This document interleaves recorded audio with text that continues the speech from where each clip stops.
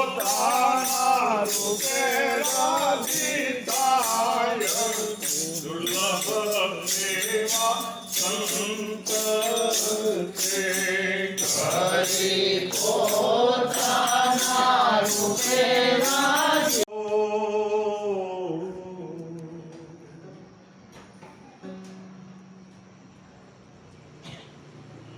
सदगुरु और पारस में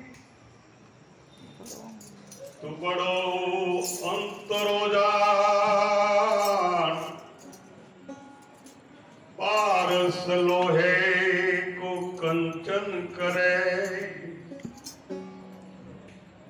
सदगुरु करी दे आप समा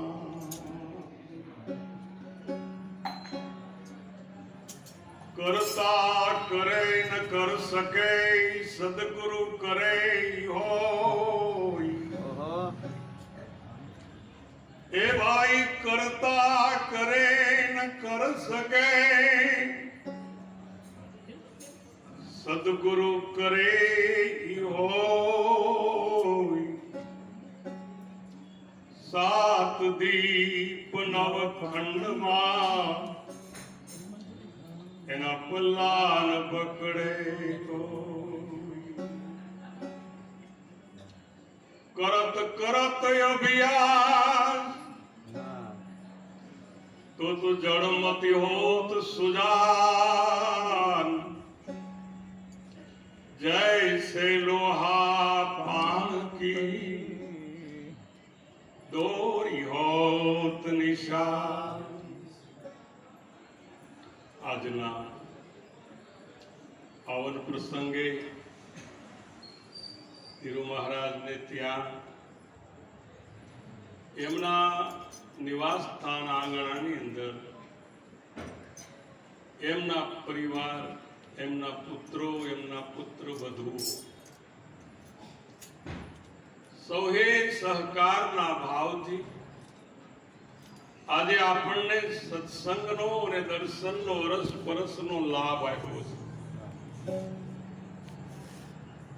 જીવનની અંદર આજે પૂર્ણિમા ગઈ એ પૂર્ણિમા એની અંદર આપણે 5 વસ્તુને આપણે જો લક્ષ્યમાં રાખ્યું હોય સત્સંગમાં જે આવ્યા હોય એને ખ્યાલ હોવો જોઈએ કે આપણું લક્ષ્ય સત્સંગમાં છે કે બહાર વૃત્તિની અંદર ભટકે છે ગુરુ પૂર્ણિમાના દિવસે 5 વસ્તુ સાધકની અંદર સ્થિર હોવી જોઈએ એવો આપણે સંદેશ આપ્યો તો મણિરામ મહારાજ એક તો કામધેનુ ગાયની વાત કરી કલ્પતરુ ઝાડની વાત કરી અક્ષય વાથાની વાત કરી અક્ષય પાત્રની વાત કરી અને 5મી વાત અભંગ રથની કરી જેના સાધકની અંદર પોતાના હૃદયની અંદર આ 5 વસ્તુ જો બેસી જાય તો એને સદગુરુ એને મળ્યા છે બાકી તો કર્યા છે તો આખા ગામે આ મળ્યા હોય એને મળે ભાઈ આદિ અનાદિની રીત નવા ચોપડે ન ચડે આ તો પૂર્વ જન્મની જેને હોય પ્રિય પરમાત્માની ભક્તિ કોને નથી કરવી કરોડપતિ કોને નથી બનવું જગતમાં ગાડી બંગલા અને બધું સાહેબી કોને નથી ગમતી એમાં જ્ઞાનનું ધન પણ બધાને ગમે છે પણ અડચણ શું આવે છે કે જે બોલવું છે એ પાલન થતું નથી અને જેને પાલન કર્યું રેણી રાખી જીવનની શ્વાસા તૂટ્યા ત્યાં સુધી એના જીવનની અંદર સત્સંગની સરવાણી શરૂ રહી એના નામે પૂજાણા એના રૂપે પૂજાણા અને એના ગુણે પૂજાણા ગામ હોય ત્યાં એક મંદિર હોય, ગામ હોય ત્યાં એક શાળા હોય, ગામ હોય ત્યાં એક પનિહારી માટે આખા ગામ માટે કૂવાની વ્યવસ્થા હોય, ગામ હોય ત્યાં દવાખાનું પણ હોય સરકારી. એમ આપણા જીવનની અંદર સત્સંગ ન હોય તો આ દેહરૂપી ગામ છે ને હાવ નકામું છે. સત્સંગ રોજ શા માટે કરીએ છીએ, શા માટે ભેળા થઈએ છીએ? એકની એક વાત જો થતી હોય તો અત્યારનો જે યંગ, અત્યારનો જનરેશન કોઈ સદગુરુને માનવા તૈયાર, સંતને માનવા તૈયાર. પણ આ સત્સંગમાં આવવાનું કારણ શું? એક જ કારણ દ્રષ્ટાંત દ્વારા તમને બતાવું કે આપણો દીપક પ્રગટેલો છે જ્ઞાનનો, એ બુજાય ન જાય એના માટે. ગામની અંદર ભજન પ્રેમી ભાઈએ ભજન કરાવેલા. એમાં એક સુરદાસ ભજનમાં આવ્યા છે. 2 વાગ્યા છે, 12 ગામથી આવ્યા છે, 3 માઇલ એનું ગામ દૂર છે. 2 વાગ્યા સુરદાસી જે ભજનના માલિક હતા, જે એના ઘરધણી હતા, એની પાસેથી રજા માગી કે મહારાજ હું હવે મારા નિવાસ સ્થાને મારે ઘેર જાઉં. ઘરધણી હતા, એને કીધું કે તમે અહીં આરામ કરો, સૂઈ જાઓ. તો કે ના, મારે સવારમાં ઘણું વહેલું કામ છે અને જો નહીં થાય તો એ બધું જ કામ મારું અટવાઈ જાય, એટલે મને જવા દો. જે ભક્ત હતા, જે ભજન કરાવનાર, એને દયા આવી. એને એમ થયું કે કાંઈ વાંધો નહીં. સુરદાસજીને કીધું કે તમે જાઓ એનો વાંધો નથી, પણ આ હરિકેન તમે ફાનસ લેતા જાઓ. ગામડામાં પેલા ફાનસ. સુરદાસે કીધું હું ક્યાં ભાળું છું, મારા હાથમાં કદાચ ફાનસ હોય તોય ભલે અને ન હોય તોય ભલે, એમાં શું ફરક પડે? ભજન પ્રેમી જે ભક્ત હતા, એ સમજણા હતા, જ્ઞાની હતા, વિવેકી હતા. એને સુરદાસજીને કીધું કે મહાત્મા, તમને નથી ફરક પડતો, પણ જે સામે આવે એ તમારી હારે અથડાય નહીં. તમને કોઈ ફરક નથી પડતો, કારણ કે તમે દેખતા નથી. પણ જે સામેથી જંગલમાં જવા માટે માર્ગું હોય તો એના અંદર સામે આવતો વ્યક્તિ તમારી સાથે અથડાય નહીં, એના માટે આ સળગતું જો ફાનસ હોય તો આમાં વ્યક્તિને ખ્યાલ આવે. સદગુરુ આપણને આ દ્રષ્ટાંત નથી જીવનમાં ઉતારવાનું, સિદ્ધાંત છે. જેના ઘટની અંદર જ્ઞાન રૂપી દીપક પ્રગટી ગયો છે, એની સામે ગમે તે આવે એની હારે ઘર્ષણી કરતો નથી, અથડામણ થતી નથી. પણ જાતા હતા સુરદાસ, એમાં એક વ્યક્તિ સાથે ભટકા.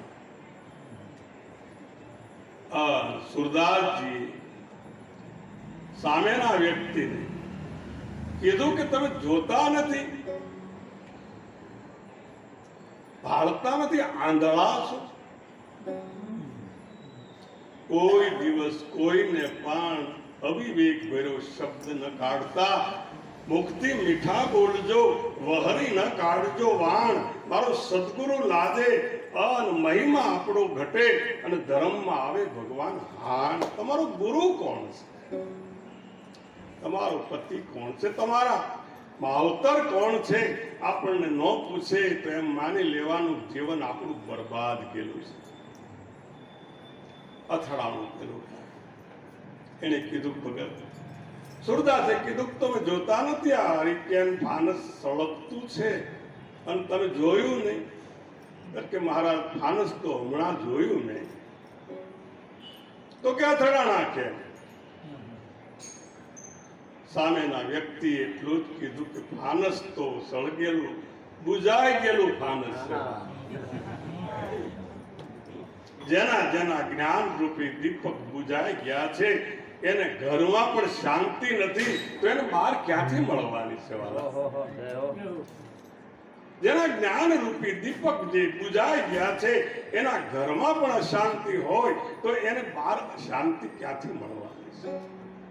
અને આ જગતની અંદર શાંતિ પમાડે એને સંત કહીએ, એના દાસના દાસ થઈ અને રહીએ. આ જગતમાં અશાંતિ ફેલાવનાર તો જગતમાં માયાવી જીવો ઘણા છે, પણ શાંતિ તો એક મારો સદગુરુ આપે છે.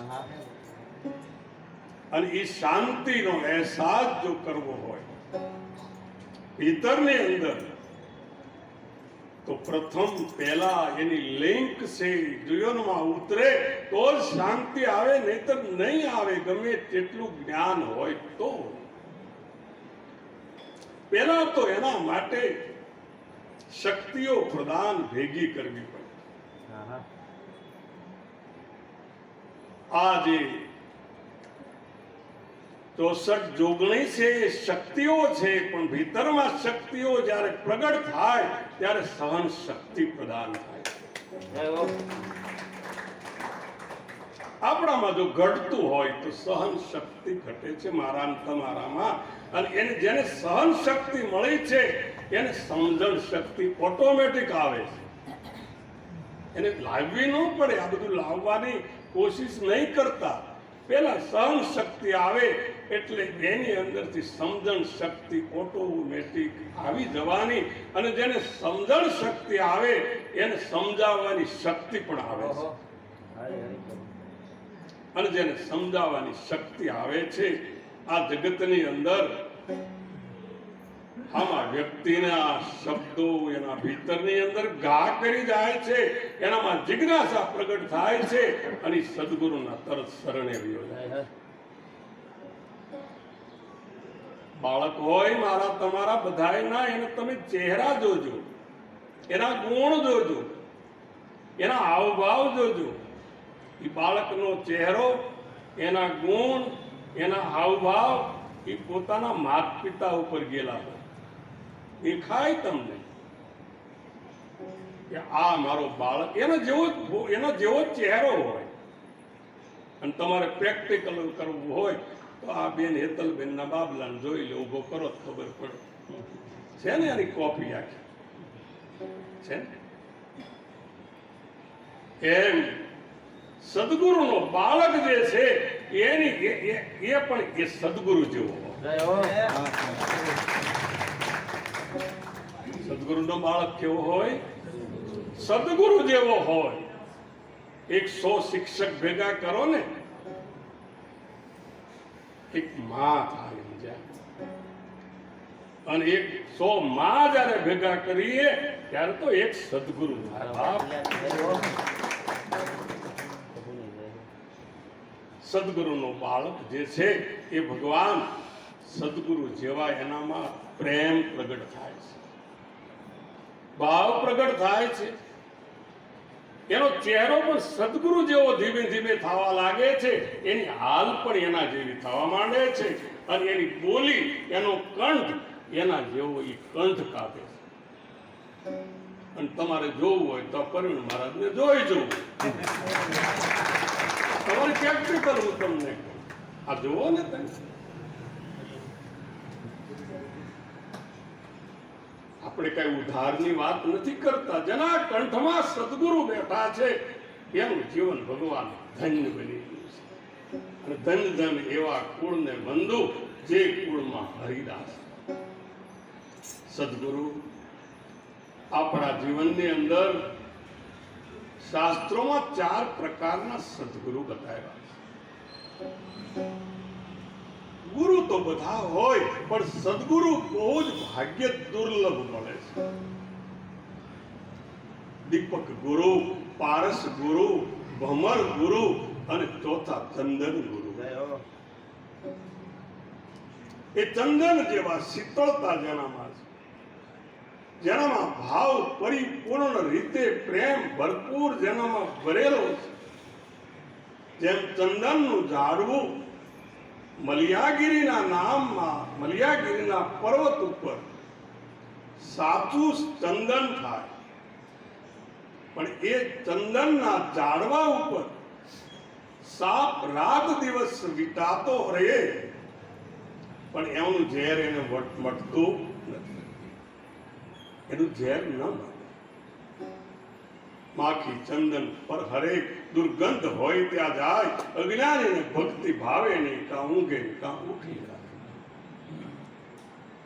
ભક્તિ કરવાનું સાધન પરમાત્મા આપણને એટલા માટે આપ્યું છે કે આપણા જીવનની અંદર કંઈક બદલાવટ આવે, જીવનની અંદર સુગંધ આવે, અને જેનું સુગંધિત જીવન છે એ જ જીવન સત્ય છે. ચંદન જેવું જીવન, અને ચંદનનો એક ટુકડો તમારે લાવી તાવડાની અંદર અગ્નિ પ્રગટ હોય અને તાતું તેલ કરવું, એના અંદર નાખો, એકદમ ઠંડુ થઈ જશે. એક ચંદનથી વીખ ઉતરે, એક ચંદનથી અગ્નિ ઓલાય, એક ચંદન તાતા તેલમાં પડે તો પછી તેલ તાતું ન થાય. એક ચંદનથી તમે એક ચંદન બલિયાગીરી, આ બધું ડુપ્લિકેટની વાત નથી કરતો. સંત ડુપ્લિકેટ ન હોય, સંત ઓરિજિનલ હોય.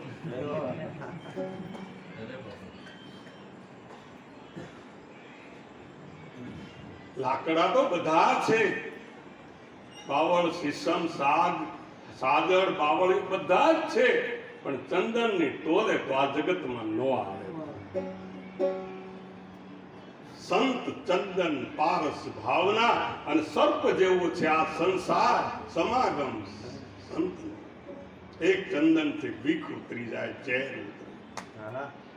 આપણે જોયું નથી ભગવાન, પણ મારો સદગુરુ ભેટો ને તેથી ક્રોધનો ઝેર ઉતરી ગયો.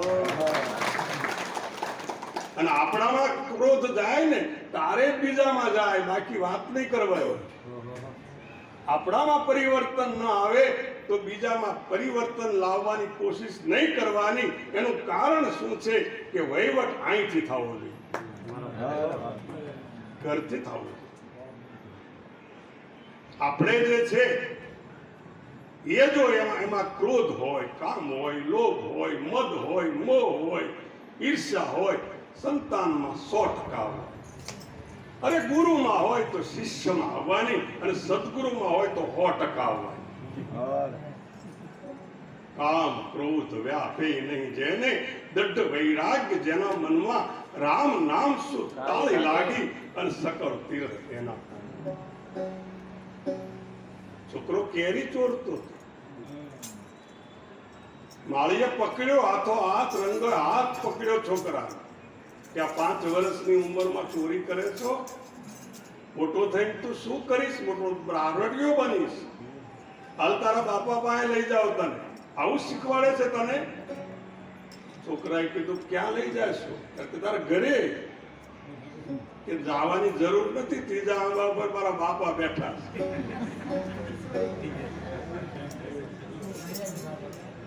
કહેવાનો આશય ચંદન જેવા બનો, શીતળ બનો, નરમ બનો, કોમળ બનો. આમ જો આપણને જે આનંદ આવશે એ અલૌકિક ભીતરની અંદર આવશે, અને તમારો જવાબ તમને મળશે કે નાના હું જીવન જીવું છું. 100%ની જીવન તો એવું મારા વાલા જીવાય કે 50 વર્ષનું જીવન હોય ને તો 50 વર્ષનું કામ કરાવે, એને મરદ કહેવાય. બાકી તો પશુ કી બન્યો, પશુ મરે 10 કામ બનાવે, મનુષ્ય મરે કછું કામ ન આવે. હાથી કે દાંત કે ખીલોને બને ભાત ભાત. ચંદન જેવા ગુરુ, બીજા પારસ જેવા. પારસ લોખંડને સ્પર્શ કરો એટલે સોનું બને, પણ પારસ સોનું પોતા જેવો ન બનાવી શકે. પારસ તમે આ લોખંડના ટુકડો હોય એને તમે સ્પર્શ કરાવો એટલે સોનું બની જાય, પણ પારસ તો નો જ બને મારા વાલા. પણ સદગુરુ જ્યારે મળે ત્યારે સદગુરુ આપણને એના જેવો બનાવે. सदगुरु और पारस में बड़ो अंतरो जान.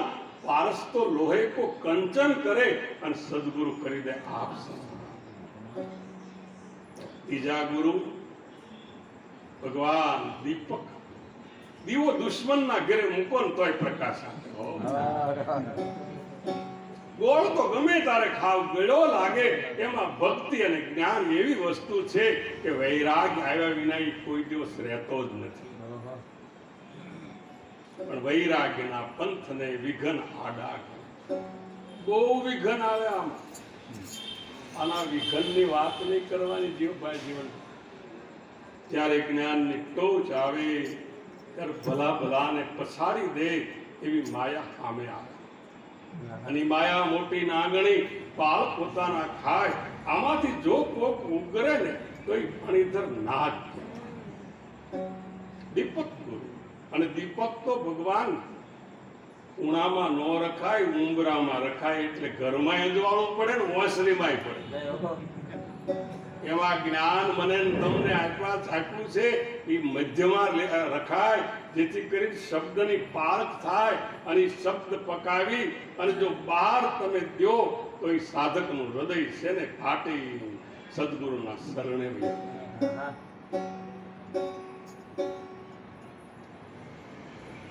સદગુરુ પારસ, સદગુરુ દીપક, સદગુરુ ચંદન, ચોથા ગુરુ.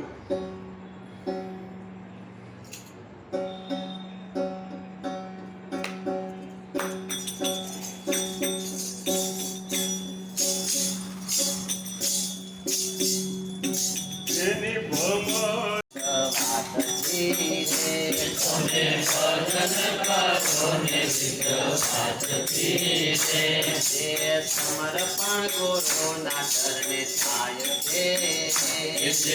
સમર્પણ ગુરુના ચરણે થાય છે. એના હૃદયમાં ગુરુ કેવી થાય છે. એના હૃદયમાં ગુરુ કેવી થાય છે. તમે ભજન કરો ને વિગ્રહાથી.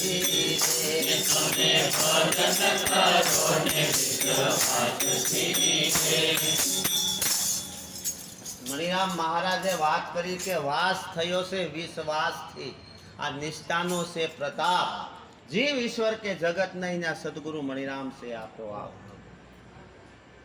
જેને નિષ્ઠા બંધાની છે ગુરુના વચનની અંદર કે મને સદગુરુ મળ્યા પૂરા અગમ ને નિગમ ની મને ગમ લાગી. મેં તો જ્ઞાને શબ્દ વલોયો તત્વ રૂપી તર બાદી.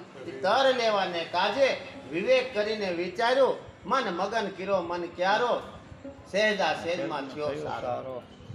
જેને સદગુરુ ના નામનો ક્યારો ભીતરની અંદર જેને મનની અંદર પોપી દીધા પછી જે ક્યારો થાય છે અને એમાં સદગુરુ જે જ્ઞાન રૂપી બીજ વાવે છે અને એ બીજ જ્યારે ઉગે છે પણ જો ગુરુની એમાં રેણી હોય ને તો એ ફળ ટકી કે ફળ ન આવે. હા, એ છોડને પછી ફળ ન આવે.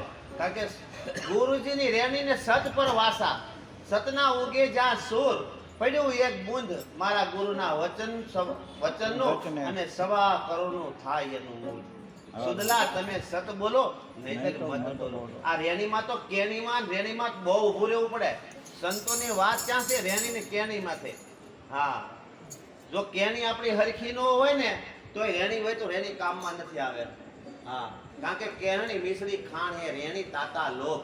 આ તો કેરણી કથે ને રેણી રાખે એવા વીરલા કોક. આવા સંત પુરુષો આપણને આવા બધા શબ્દો સાખીઓ સોપાઈઓ આપણા ભીતરમાં ઉતારી ઉતારી કેટલાય સત્સંગ આપને દીધો છે.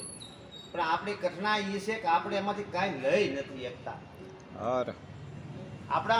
આપણે ગુરુ પૂનમ એટલી બધી આનંદથી ઉજવી છે. ગુરુ મહારાજ કહેતા કે આપ જો તો ખરા કેટલો મહિમા સદગુરુ મહારાજની દયા છે. હે ક્યાંના બધા આપણે પંખીડા ક્યાં દેશના અને છતાં એક મળી અને એક આખું ગુરુનું મહિમા આપણે ઉજવી રહ્યા છે. એમાં મહારાજે બધાને તમને પલ આપી હતી કે ભાઈ તમે તમારા અનુભવની કાંઈક વાત કરો. ભાઈ કાંઈક અમને આ કાંઈક આપો. ગુરુ મહારાજને ખ્યાલ આવે કે મેં મારી જે મહેનત છે, હું જે તમને પાવ છું એમાં તમે કેટલું પીધું ભાઈ. એટલે આવી બધી પળ આવે છે, અને જો પળની અંદર જેને સદગુરુને સેવી લીધા મારા વાલા, એનું જીવન ધન્ય બની ગયું. આ જગતની અંદર આવા મહાપુરુષો આ એમનું ભજન થોડાક કરે છે કાંઈ? એનું તો જીવન ઘડતર કરીને આપણી માટે જીવન જીવે છે. હા, એ એટલી બધી મહેનત કરે એટલી ઉંમરની અંદર, તો એ આપણી માટે મહેનત કરી રહ્યા છે. અને કદાચ કાંઈક કહેતા હોય ને તો એ ભલામણ આપણી માટે કે આપણે એની સિવાય આપણે કોનું સાંભળીએ એમ છે હે? આ તો સદગુરુ મોટા શેઠિયા કરે વણજ વેપાર, આ તો બિન તોલે બિન ત્રાજવે તોળે